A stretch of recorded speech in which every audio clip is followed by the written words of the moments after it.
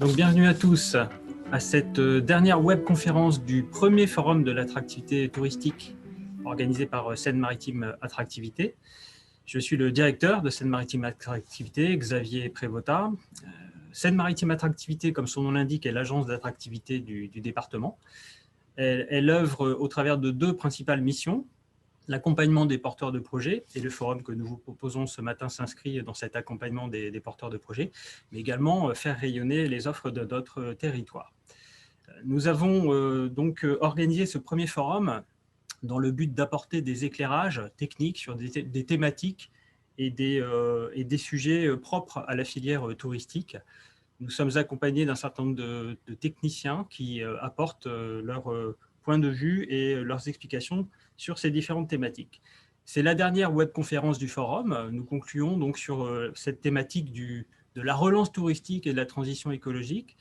Et nous avons le plaisir d'accueillir Éric Prudhomme de l'ADEME qui va intervenir à nos côtés. Bruno Morin, responsable du pôle développement de Seine-Maritime Attractivité, co-animera cette webconférence. L'objectif, être le plus concret possible, vous apporter des éléments de compréhension et de l'aide dans vos activités respectives. Il faut que, après cette webconférence, vous ayez pu apprendre des choses sur les enjeux de cette relance touristique et de la transition écologique, thématique qui prend une ampleur de plus en plus importante depuis de nombreuses années et qui s'est accélérée avec la crise que nous connaissons et que nous subissons tous. Notre espoir, c'est que les dispositifs dont nous allons vous parler, ces activités, ces services d'accompagnement de Seine-Maritime Attractivité puissent vous apporter une aide concrète et à très court terme. Donc, bonne webconférence à tous. Je vais laisser la parole à Bruno et vous souhaiter une bonne conférence. Merci Xavier, bonjour à tous. La transition écologique est assurément le plus grand défi de notre siècle et ce changement impérieux ne pourra se faire sans les entreprises, en particulier les entreprises touristiques qui ont un rôle clé dans notre société. Alors nous avons souhaité, à travers cette webconférence, comme vous le découvrez un petit peu sur cet ordre du jour, vous préciser d'une part ce que représente cette notion un petit peu protéiforme encore de développement durable, avant de vous communiquer les conclusions de notre grande enquête tourisme durable menée en novembre-décembre 2020 auprès des acteurs touristiques du département. Et enfin, de vous présenter les outils déployés sur le territoire, et je remercie également par avance M. Prudhomme pour son intervention, ainsi que l'offre de services de l'agence. Alors nous souhaitons véritablement, à travers cette webconférence, comme vous l'a confirmé mon directeur, vous proposer les outils et les méthodes qui vont vous permettre justement d'outiller et d'engager très concrètement votre démarche. Alors, d'entrée de jeu, je souhaitais faire un petit rappel et vous dire que voilà, l'absolue nécessité de faire face à un certain nombre de défis mondiaux s'impose à tous, qu'il s'agisse du réchauffement climatique, de la gestion de nos ressources, de la lutte contre la pollution de l'air et les émissions de gaz à effet de serre. Eh bien, l'entreprise et l'entreprise touristique, en tant qu'acteur de la société, ne peut pas échapper à cette règle-là. En effet, nous sommes à peu près tous convaincus et animés par une vision du monde qui nous conduit qu'un certain nombre de changements doivent s'opérer dans la société et que ces changements ne peuvent se faire sans l'entreprise qui a un rôle clé dans notre organisation. Le développement durable est un concept qui est le fruit d'une prise de conscience collective et d'une survenance de textes et de règlements internationaux. Je souhaite vous en donner simplement un petit exemple à travers effectivement quelques constats qui sont à la fois positifs et également très contrastés. Depuis 50 ans, nous sommes confrontés à d'immenses progrès, l'allongement de la durée de vie, un niveau d'éducation qui augmente, une baisse régulière des pollutions de l'air et de l'eau dans les pays développés, mais aussi des constats qui sont toujours aussi dramatiques, avec peu ou prou près de la moitié de la population mondiale qui vit avec moins de 5,5 $ par jour. Vous connaissez tous effectivement le coût en constante augmentation des catastrophes naturelles ainsi que l'érosion de la biodiversité qui est un phénomène malheureusement assez tragique. Je vous disais qu'il s'agissait d'une prise de conscience collective et je voulais vous citer un petit exemple. En 2011, Kofi Annan, qui était alors secrétaire général des Nations Unies, a mobilisé un groupe de haut niveau sur la croissance durable qui était présidé par Tarja Halonen, qui était la présidente de Finlande, pour déterminer quels pouvaient être à l'horizon 2030 les besoins de l'humanité.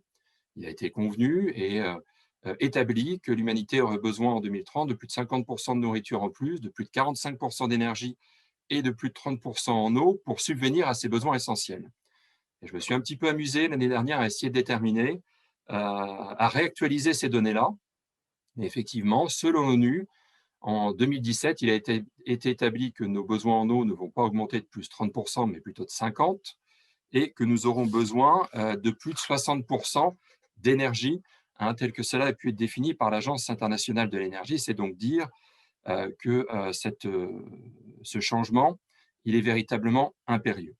Cette prise de conscience, elle nous a permis finalement, depuis des années, de modéliser progressivement ce concept de développement durable et d'en faire une représentation autour de deux notions essentielles que je souhaitais simplement vous représenter, qui est la notion d'empreinte écologique, qui est la surface nécessaire pour produire les ressources consommées et absorber les déchets produits par la population.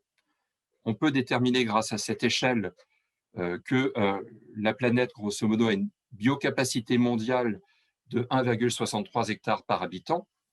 Or, on s'aperçoit que nous préemptons finalement plus de ressources en France avec un petit peu plus de 5 hectares. D'autres pays ont encore une empreinte un petit peu plus importante. Donc là, on constate qu'il y a un vrai décalage et un vrai problème. Le second item, c'est l'indice de développement humain, qui est un indice statistique basé sur ou calculé sur une échelle de 0 à 1, qui est une combinaison de l'espérance de vie, du niveau de vie, du niveau d'éducation. Et nous savons que la moyenne mondiale est de 0,73, telle qu'elle a été calculée en 2018, qu'il nous faudrait ou qu'il faut atteindre un seuil minimal de développement à 0,75 et idéalement très élevé à 0,89. Ce qu'il faut savoir, c'est qu'en 2020, la France était au 26e rang mondial sur 189 pays avec une statistique de 0,89, là où les USA et le Royaume-Uni sont à 0,92, la Norvège et la Suisse à 0,95. La majorité des pays en voie de développement sont à 0,60, 0,68. À titre d'exemple, le Kenya et le Pakistan sont à 0,55. Sur la carte qui suit, vous allez pouvoir découvrir effectivement que les pays d'Amérique du Nord, l'Europe occidentale, la Scandinavie et l'Océanie sont les pays qui ont l'indice de développement humain le plus élevé. Eh bien, le développement durable, c'est la conjonction, la connexion de ces deux indices-là. D'une part, l'empreinte écologique que vous retrouvez donc en abscisse, matérialisée par les petites planètes, et la barre, effectivement, de niveau de reconstitution des ressources naturelles, et donc l'indice de développement humain que vous retrouvez en ordonnée, avec effectivement cette barre médiane, seuil minimum de développement qu'il faut atteindre.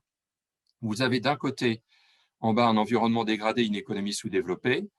À droite, un environnement protégé, mais une économie sous-développée, c'est plutôt effectivement le profil des pays en voie de développement. Et en haut, l'environnement dégradé et l'économie développée. Le développement durable, il se trouve véritablement, comme vous pouvez le voir, à l'intersection de ces deux lignes, et c'est ce vers quoi il faut tendre, ce que nous retrouvons ici, avec tout en haut le schéma habituel des pays dits occidentaux, avec un indice de développement humain fort, mais une empreinte écologique relativement importante.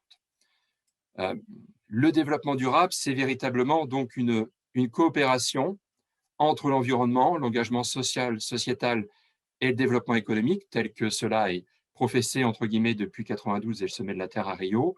C'est véritablement l'envie de tendre et la nécessité de tendre vers effectivement un environnement préservé et une économie développée.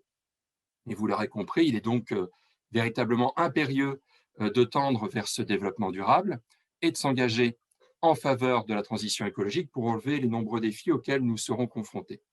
Alors, l'enjeu clé pour les années qui viennent, pour vos entreprises, c'est bien celui du tourisme durable, et je vous propose donc de découvrir une rapide synthèse de notre grande enquête, alors que vous pourrez consulter dans son intégralité sur notre site Seine-Maritime Attractivité quand celui-ci sera rétabli parce qu'on a été confronté malheureusement à l'incendie d'OVH à Strasbourg.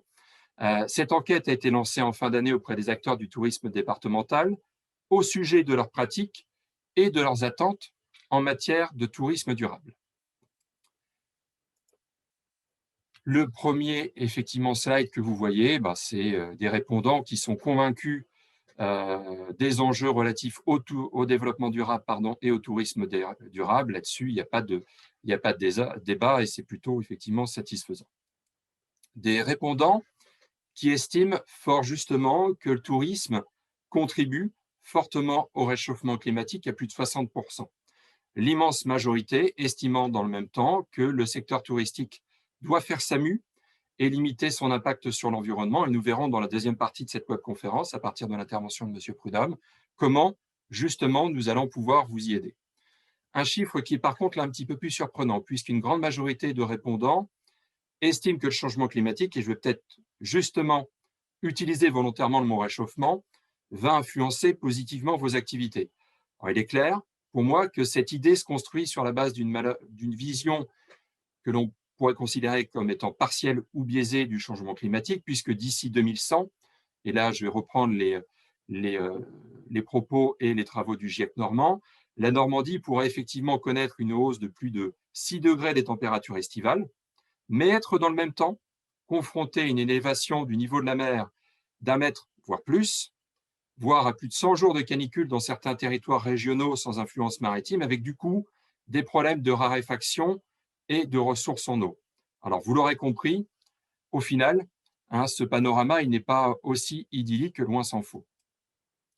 À côté de ça, en matière de pratique et d'investissement, alors peu de professionnels sont engagés actuellement dans des actions de certification ou de labellisation, ce qui est vrai n'étant rien obligatoire. En revanche, cela n'empêche pas ces mêmes acteurs d'investir à plus de 70% dans ces enjeux, ce qui effectivement constitue pour nous une priorité. Autre axe de perfectionnement engagé pour plus de 70% d'entre eux, la mise en œuvre d'actions incitatives envers leurs clients. La plupart d'entre eux, enfin la moitié, pardon, pensent effectivement que les attributs environnementaux sont des atouts, mais qu'ils ne suffisent pas forcément à se positionner comme leader en matière de tourisme durable. Un nombre important également estime qu'il faut pouvoir essayer de benchmarker et s'inspirer de ce qui se passe dans des pays où de vraies réussites existent, notamment les pays d'Europe du Nord. 70% estiment qu'un leadership de la Seine-Maritime en matière de tourisme durable pourrait être un avantage concurrentiel marketing. On est assez convaincus, nous également. Et puis, 86% pensent qu'une vision plus durable et responsable du tourisme constitue la réponse appropriée pour l'avenir. 94% des répondants estiment quant à eux que Seine-Maritime Attractivité et ses partenaires institutionnels, dont l'ADEME, ont raison de faire du tourisme durable une de leurs priorités. C'est vraiment le sens de notre engagement. Nous avons d'ailleurs mobilisé une ressource en interne, puisque nous avons désormais Oriane Leguet, qui est notre chargée de mission tourisme responsable, et nous avons la volonté, depuis quelques années déjà, au sein de Seine-Maritime Attractivité, de trouver les moyens d'avancer sur ce sujet. Au final, et à la question posée, qu'attendez-vous des acteurs publics en matière d'accompagnement dans une démarche de tourisme responsable? L'édition d'un guide recensant toutes les aides en faveur des entreprises en matière de tourisme durable. Alors, à minima, et c'est d'ailleurs très pratique, vous avez effectivement le portail de l'ADEME où sont recensés l'ensemble des dispositifs d'accompagnement. De la même manière, Seine-Maritime Attractivité propose un service d'ingénierie des aides où nous avons la possibilité de vous renseigner sur les financements qui sont mobilisables en fonction de votre situation. 2, des aides à l'investissement de la part des collectivités en faveur de la transition énergétique. Écoutez, ça, on va en parler très concrètement d'ici quelques minutes.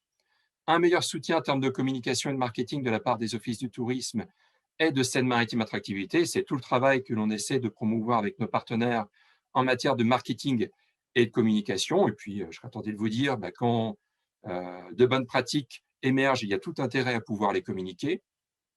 Une meilleure contribution des différents acteurs publics et institutionnels en charge du tourisme responsable. Là aussi, j'ai la faiblesse de penser que cette coordination, elle existe, qu'elle est efficace et qu'elle marche à l'échelon régional.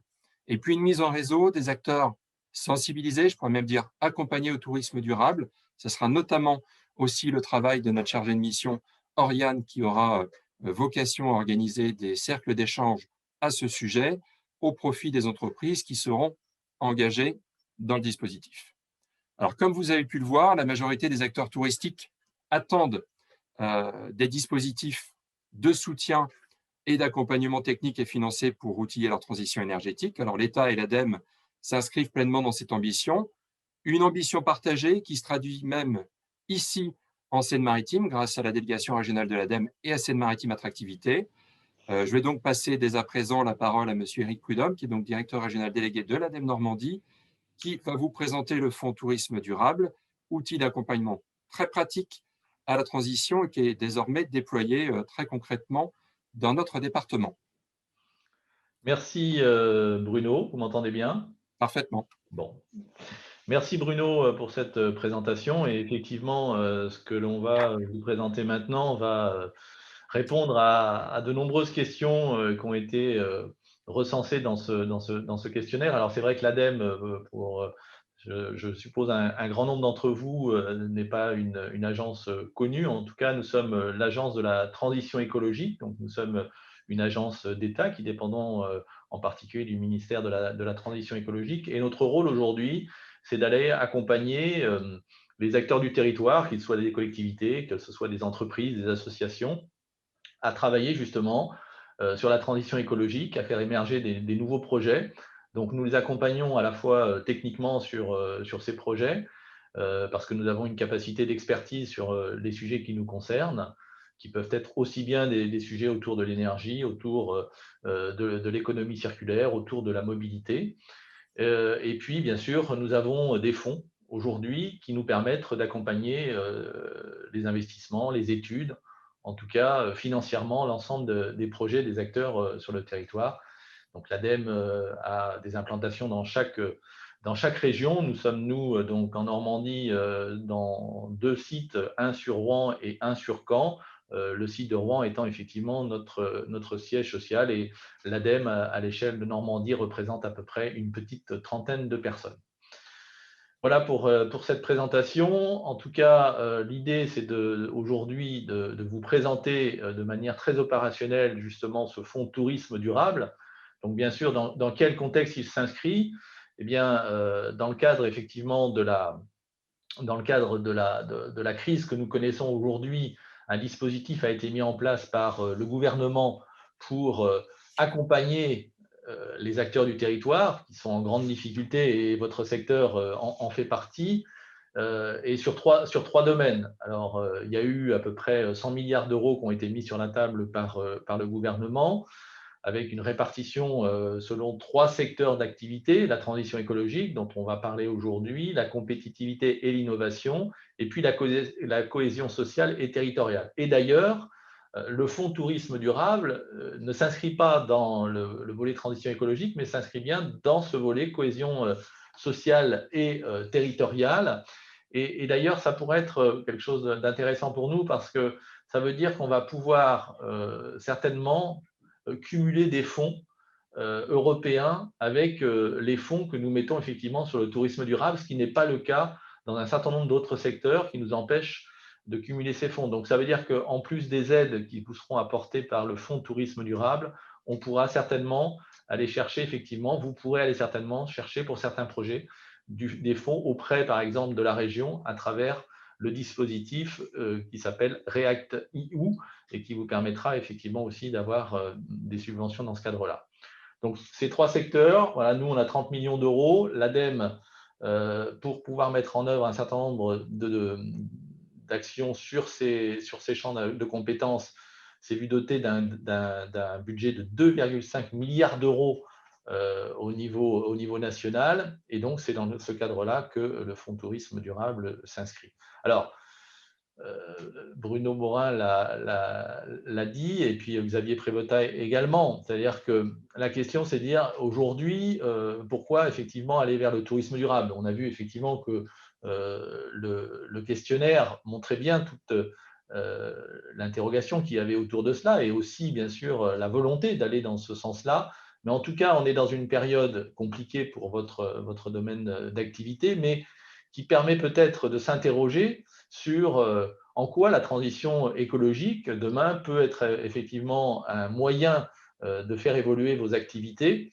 En tout cas, peut-être dans des petits pas pour commencer, et peut-être pour certains dans des reconversions plus complètes avec peut-être des changements de modèle économique. En tout cas, c'est un moment qui est important pour y réfléchir par rapport à cette crise. Et puis, on s'est aperçu également pendant l'année 2020 que suite à cette crise sanitaire, de nombreuses personnes fuyaient, on peut le dire presque un peu comme ça, fuyaient un peu les grands centres urbains pour aller se ressourcer dans les territoires ruraux, et du coup arrivant avec un peu un certain nombre de besoins qu'ils avaient l'habitude d'avoir dans les grands centres urbains, et donc globalement d'être en demande de cela. Donc certainement à travers aussi cette offre de services au niveau du tourisme, pour booster l'attractivité de ces territoires et puis apporter cette qualité en termes d'offres, et bien aussi avoir une réflexion pour pouvoir doter ces territoires ruraux de ces réponses à cette nouvelle demande qui est faite effectivement par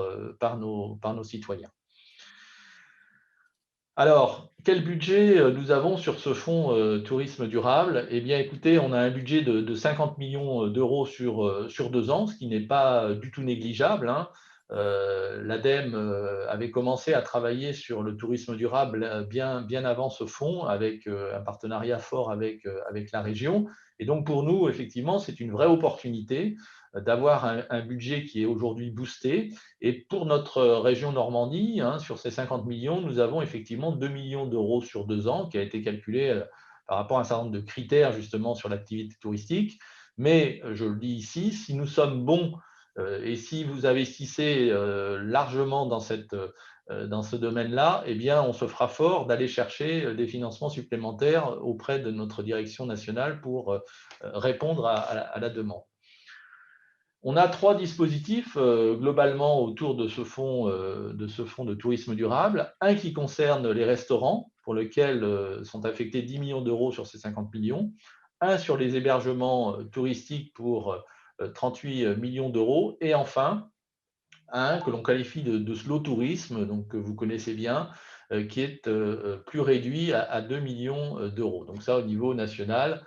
Et donc, nous verrons comment nous répartirons ces fonds-là au niveau local. Qu'est-ce que ça veut dire concrètement? Ça veut dire que si vous êtes une TPE, PME qui travaille dans le domaine du tourisme, vous avez effectivement plusieurs manières de travailler et en tout cas d'aller chercher effectivement ces fonds tourisme durable. Le premier, et on y reviendra parce qu'effectivement, je le disais, l'idée de ce fonds, c'est de booster les dispositifs dans les zones rurales. Donc, si vous êtes hors zone rurale, vous avez un dispositif que nous proposons aujourd'hui et depuis février 2021 pour toutes les TPE, PME, un dispositif très simple qui s'appelle Tremplin pour la transition écologique et qui vous permet d'accéder à des aides sur un certain nombre de domaines, comme je le disais tout à l'heure, que ce soit de l'énergie, de la mobilité, que ce soit de l'économie circulaire, du déchet. Vous pouvez aller sur une liste d'actions qui sont prédéfinies, aller effectivement cocher dans cette liste d'actions ce qui vous intéresse et derrière avoir un forfait d'aide qui vous est attribué. Et donc, très simplement, ensuite, mettre en place cette action et être financé sur cette action. Deuxième dispositif, qui est celui qui nous intéresse aujourd'hui, vous êtes un restaurant, vous êtes un hébergement touristique, eh bien, vous avez un fonds tourisme durable qui est complètement dédié à votre activité et qui va être mis en place là, ces jours-ci, en tout cas à partir d'aujourd'hui et avec nos partenaires effectivement régionaux. Et puis enfin, vous avez le dernier dispositif sur le slow tourisme, là qui va faire appel à un appel à projet, qui sera un appel à projet slow tourisme national qui va intervenir, sur le slide c'est marqué en mars, mais qui va intervenir en avril. Et d'ailleurs, il y aura un webinaire qui sera proposé le 9 avril sur justement cet appel à projet slow tourisme.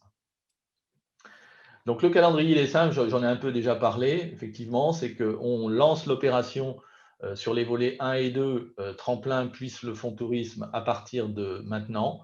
Et du coup, on va avoir, dès le mois de mai, on va pouvoir recevoir les premiers dossiers que vous allez nous faire parvenir à partir du moment où il y aura cette animation dont je vais vous parler ensuite sur le territoire pour vous faire connaître ce dispositif et vous accompagner.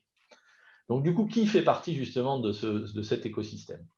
Bien sûr, les premiers, c'est vous, les bénéficiaires, en tant qu'entreprise touristique. On y reviendra aussi sur qui sont ces bénéficiaires. Mais nous avons souhaité, pour une question là aussi d'efficacité, et puis en tout cas, en toute modestie aussi, notre méconnaissance globale du secteur du tourisme, de nous appuyer sur des partenaires qui sont des spécialistes, effectivement, aujourd'hui, et qui connaissent bien ce milieu touristique. Donc, on a appelé les partenaires et qui sont, pour nous, là pour accompagner le fonds, aller effectivement vers les entreprises du tourisme et leur proposer un certain nombre de dispositifs qui va les accompagner effectivement dans la mise en place de leur démarche de transition écologique. Et puis, nous avons les relais, qui sont là aussi des personnes en relation très forte avec les entreprises du tourisme, mais qui vont relayer les dispositifs, donc c'est-à-dire les faire connaître quand ils vont rencontrer un restaurant en disant « Est-ce que vous êtes au courant du fonds touriste? Est-ce que vous êtes au courant que effectivement, vous avez effectivement des partenaires qui peuvent vous accompagner sur cette action ?» Et donc, autour de cela, nous avons bien sûr l'ensemble des acteurs du corpus qui aujourd'hui constituent ceux des acteurs du tourisme. Donc, pour ce qui vous concerne, sur le département 76, les partenaires, les 2 interlocuteurs que vous aurez, c'est effectivement, en premier lieu, Seine-Maritime Attractivité qui aujourd'hui vous propose ce webinaire pour vous présenter justement le dispositif.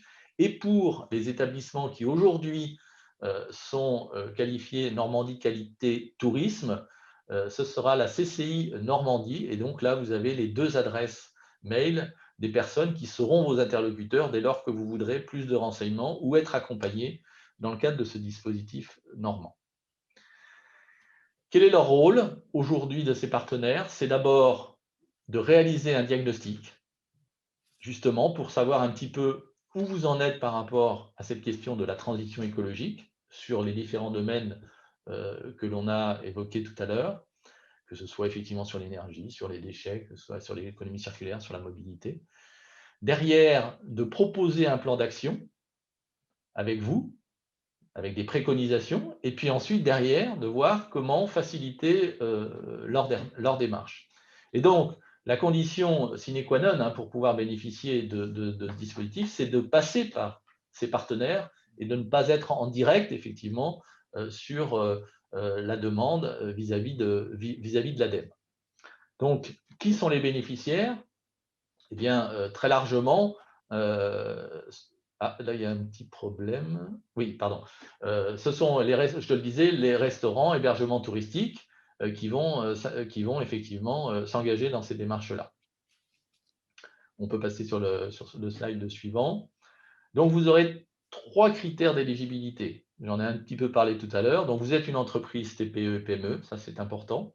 Et donc, vous êtes implanté sur les communes éligibles. Alors, il y en a 32 000 au niveau national. Donc, c'est des communes effectivement qualifiées de rurales ou ayant un caractère rural.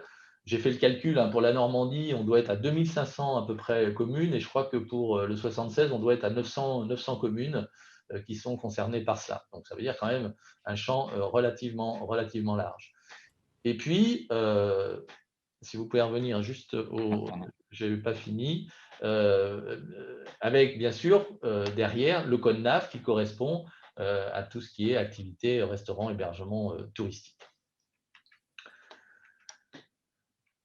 Alors ça, on peut passer, puisque en fait, c'est un petit peu, effectivement, le ciblage géographique, je viens d'en parler, donc c'est effectivement, c'est comme…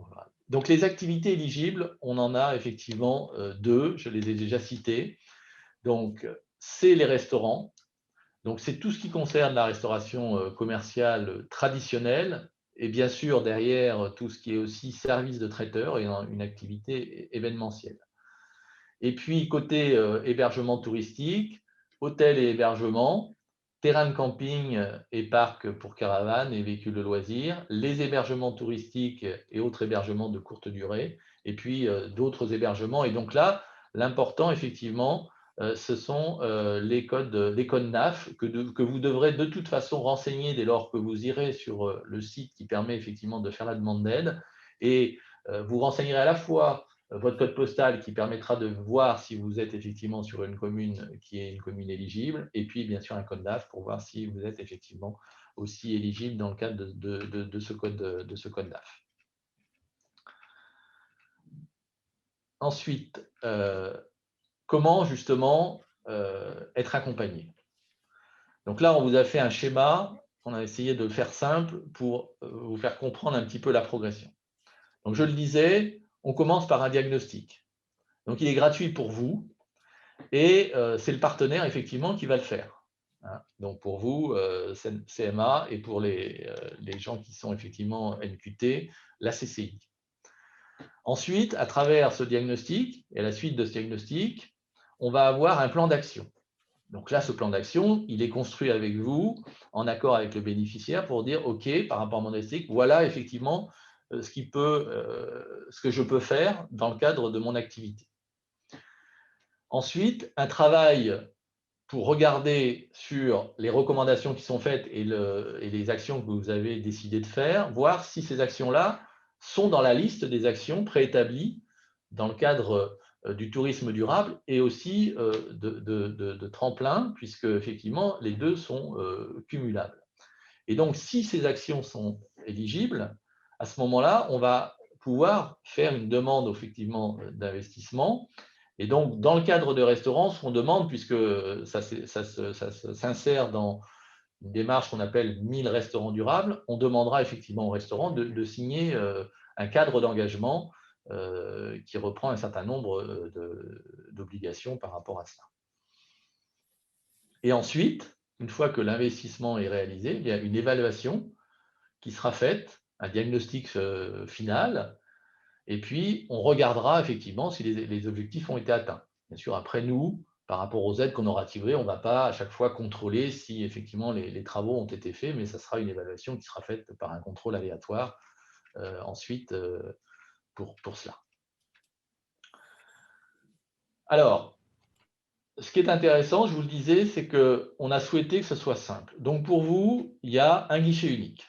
Le guichet, c'est ce que je disais tout à l'heure, qui s'appelle Tremplin pour la transition écologique. Donc ça, effectivement, vos partenaires vous montreront là où il est et comment il fonctionne, mais en tout cas, c'est ce seul et unique guichet qui sera votre porte d'entrée.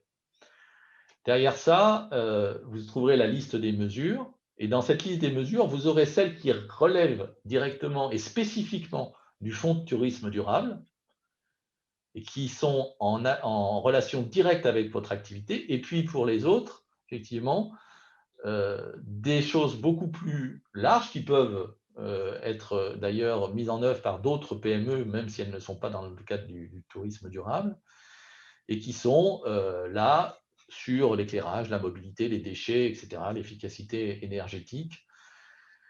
Et donc, vous pouvez trouver ça sur un site, effectivement, aujourd'hui, qui s'appelle agirpourlatransition.adem.fr, et donc, entreprise, dispositif d'aide, fonds tourisme durable. Toutes les informations sont là. Donc là, on a effectivement un certain nombre d'actions éligibles aujourd'hui, alors qui sont vraiment très, très diversifiées. Donc, je vous le disais tout à l'heure, ça va pouvoir passer par une approche assez générale. J'ai envie de faire évoluer mon modèle d'affaires vers le durable, donc voilà. J'ai envie de me former à la cuisine durable et au GECOGES, donc c'est des choses beaucoup plus précises. Je veux lutter contre le gaspillage alimentaire, réduire mes déchets, etc., réduire ma consommation d'énergie, etc. Et donc, on voit que là aussi, beaucoup de ces actions-là, bien sûr, vont permettre, comme le disait tout à l'heure Bruno, de participer à l'effort sur le changement climatique. Mais en tout cas, derrière, c'est directement aussi lié à des économies en euros dans le cadre de votre activité. Lorsque, effectivement, on a moins de déchets à traiter, ça coûte moins cher. Quand on consomme moins d'énergie, ça coûte moins cher. Donc ça, c'est important aussi de voir que toutes ces actions qui concourent à lutter contre le changement climatique, elles vont aussi vous permettre de faire des économies dans votre activité. Pour les hébergements, eh bien là, on est un peu aussi sur un peu les mêmes choses, avec effectivement, encore une fois, une évolution vers le modèle d'affaires ou des choses beaucoup plus concrètes, pratiques, sur les flux que vous générez dans votre établissement. Voilà, donc on vous a mis ici quelques actions concrètes hein, pour illustrer. Voilà, donc dans un restaurant, ça va être bien sûr sur finalement mes biodéchets, comment je fais pour en sorte qu'ils soient mieux triés, précollectés, comment je forme mon personnel pour qu'il soit attentif aussi à ça. À un moment donné, est-ce que je peux aller composter dans un bac ces biodéchets, voilà, etc., etc. Est-ce que je peux mettre quelque chose de plus collectif? Travailler sur l'eau, hein, à travers des choses très très simples, sur là aussi des installations qui peuvent permettre d'économiser de l'eau, etc., etc. Dans mes toilettes, mettre des doubles flux, récupérer les eaux pluviales. Voilà. Et puis la régulation du chauffage, on connaît, hein, parce qu'on peut aussi le faire chez soi, le thermostat, la détection d'ouverture, sur les éclairages, et bien mettre des choses qui consomment moins, comme par exemple des LED, etc., etc. Donc vous voyez des choses qui sont relativement simples à mettre en œuvre, qui peuvent être relativement aussi peu coûteuses, mais qui derrière vont vous générer des économies et quelque part un premier discours là vis-à-vis aussi des personnels qui parfois sont même des citoyens qui ont mis en place chez eux un certain nombre d'actions, qui ont envie de retrouver au travail aussi ce même type d'action. Donc il y a une espèce de pédagogie qui se fait à travers cela pour pouvoir mettre en œuvre ces actions. Excusez-moi. En tout cas, voilà, un petit peu en résumé, ce dispositif qu'on a voulu encore une fois très simple, avec des partenaires qui sont là pour vous conseiller, derrière des actions qui sont préétablies avec des montants forfaitaires et qui vous permettent tout de suite de voir effectivement quelle sera la subvention et quel sera le nécessaire apport de votre côté pour pouvoir effectivement aller sur cet investissement. Et derrière, de pouvoir dialoguer avec votre interlocuteur. Donc, ce sera effectivement Seine-Maritime Attractivité, ou je le disais, la CCI tout à l'heure.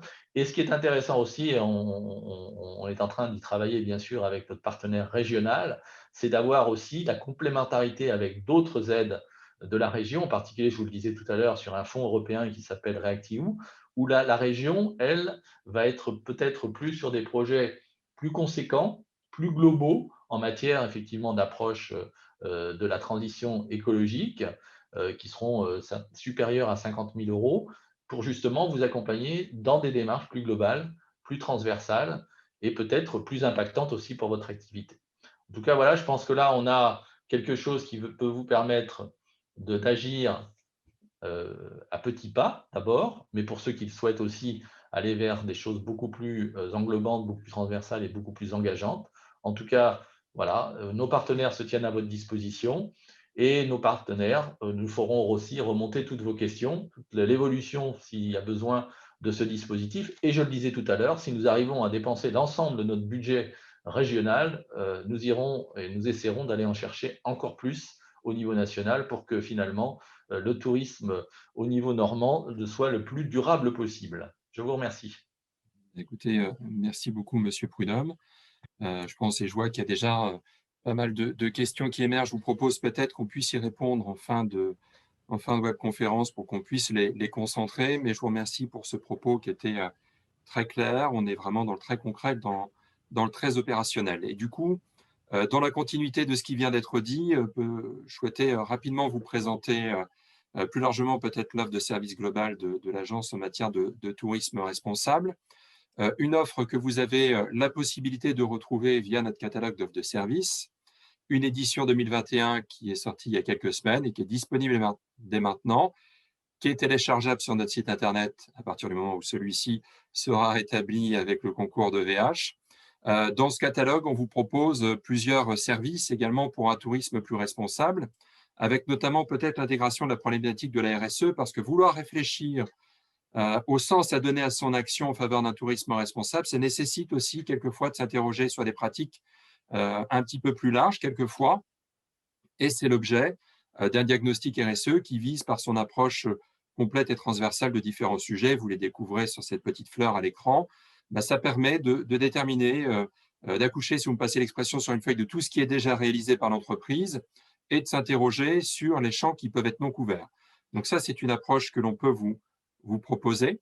De la même manière, nous avons la possibilité d'accompagner les entreprises dans la mesure de vos émissions de gaz à effet de serre via l'outil bilan carbone, qui est un outil qui a été développé il y a des années déjà par l'ADEME.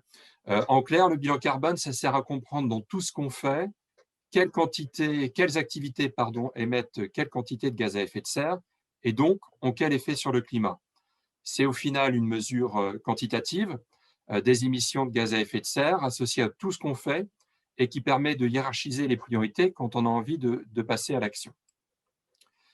De l'approche globale à l'approche experte ou plus ciblée, eh bien, il n'y a qu'un pas, puisque nous avons la possibilité de pouvoir vous accompagner via effectivement le diagnostic. Vous me permettrez, Monsieur Prudhomme, que j'appelle ça le diagnostic ADEME, effectivement, dans le cadre d'une approche environnementale.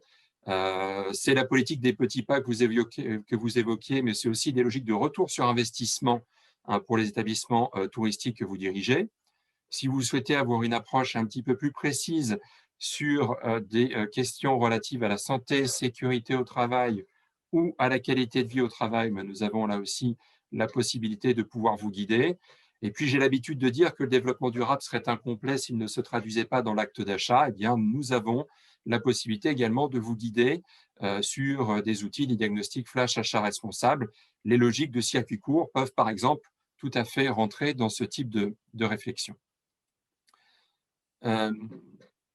Parler de tourisme responsable, c'est aussi pouvoir proposer des pratiques responsables au tourisme. Et le tourisme de pleine nature, comme vous le savez, c'est une filière prioritaire pour notre agence, qu'il s'agisse de vélo, de rando et de cheval, par exemple, avec l'accompagnement des collectivités dans leur schéma cyclable ou leurs itinérances, la mise en tourisme des véloroutes, des itinérances et le développement des produits touristiques, les déploiements des marques, accueil vélo, rando accueil, accueil cheval, la commercialisation des itinéraires et puis des actions de promotion via notre site web touristique, des reportages photos, beaucoup d'accueil presse que nous réalisons, la possibilité de pouvoir accompagner le déploiement du label balade et randonnautique, compte tenu de notre façade maritime notamment, d'accompagner aussi la promotion des circuits courts et la valorisation des initiatives telles que Mon Panier 76 auprès des prestataires touristiques.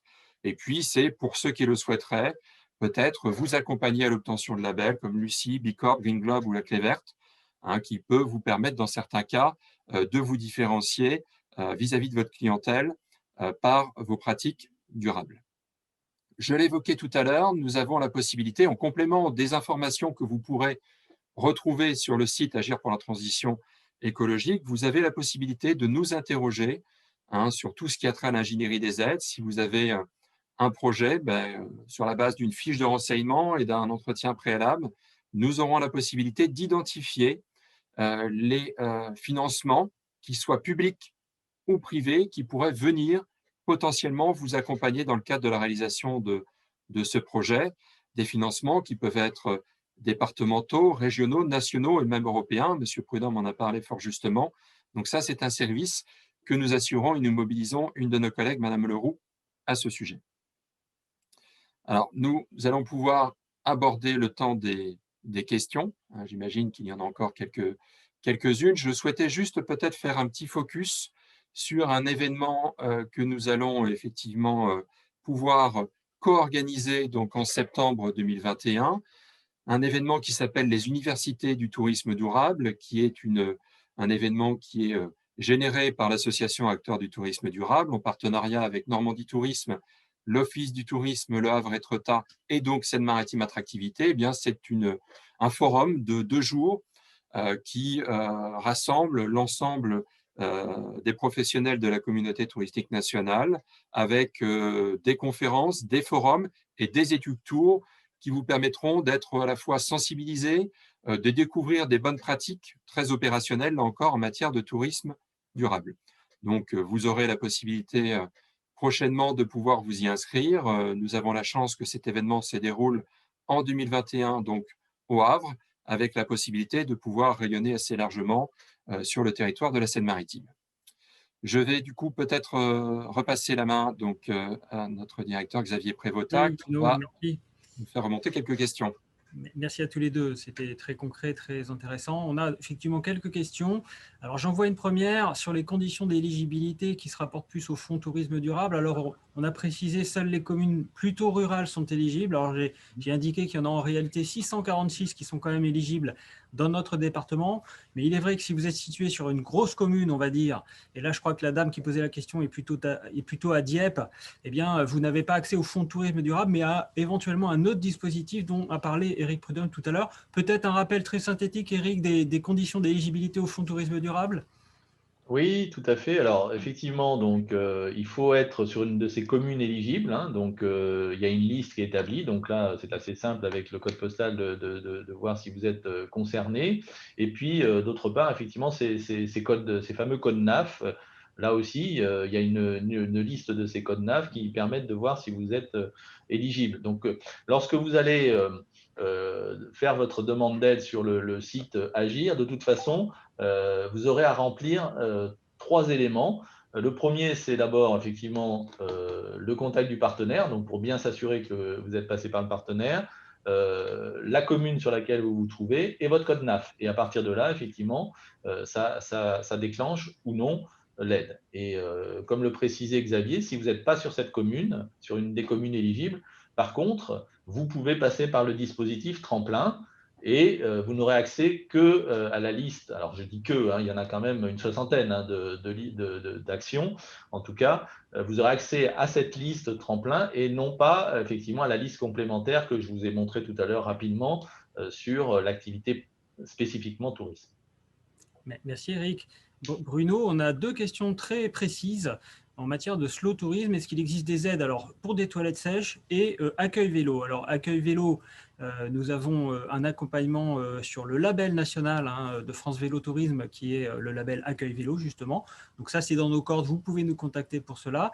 Toilettes sèches c'est très précis, je ne sais pas trop ce qu'on pourrait en dire, soit Bruno soit Eric là-dessus. Alors, côté slow tourisme, pour l'instant, effectivement, on est en attente de cet appel à projet national. Donc là, on va voir un petit peu quel sera le contour. Après, je vous le disais tout à l'heure, si pour les gens qui sont intéressés par, par ce dispositif, il y a cet webinaire le 9 avril qui permettra d'en savoir plus. Mais je pense que c'est quelque chose qui va être, pour ça que nous, en région, nous avons assez peu d'informations à ce stade, beaucoup piloté au niveau national. Hein. Vous avez vu qu'il y a un montant qui est un peu plus réduit, et donc je pense que c'est nos collègues du national qui vont piloter ce dispositif. Plus globalement pour les aides, c'est vrai qu'il y a une autre question là sur l'aménagement d'un van éco-construit. Christelle Leroux, vous pouvez passer par Oriane, vous voyez les coordonnées là, et qui restera quand même la chargée de mission spécialiste du thème, qui vous guidera ensuite vers d'éventuels autres collaborateurs. Et c'est vrai qu'on a aussi cette capacité d'aller identifier les dispositifs d'aide sur tout domaine, en lien avec le tourisme notamment, et c'est Christelle Leroux qui s'en chargera. Mais passez par Oriane, Yann ou Bruno, dont vous avez ici le mail direct, et on fera tout pour répondre à vos besoins.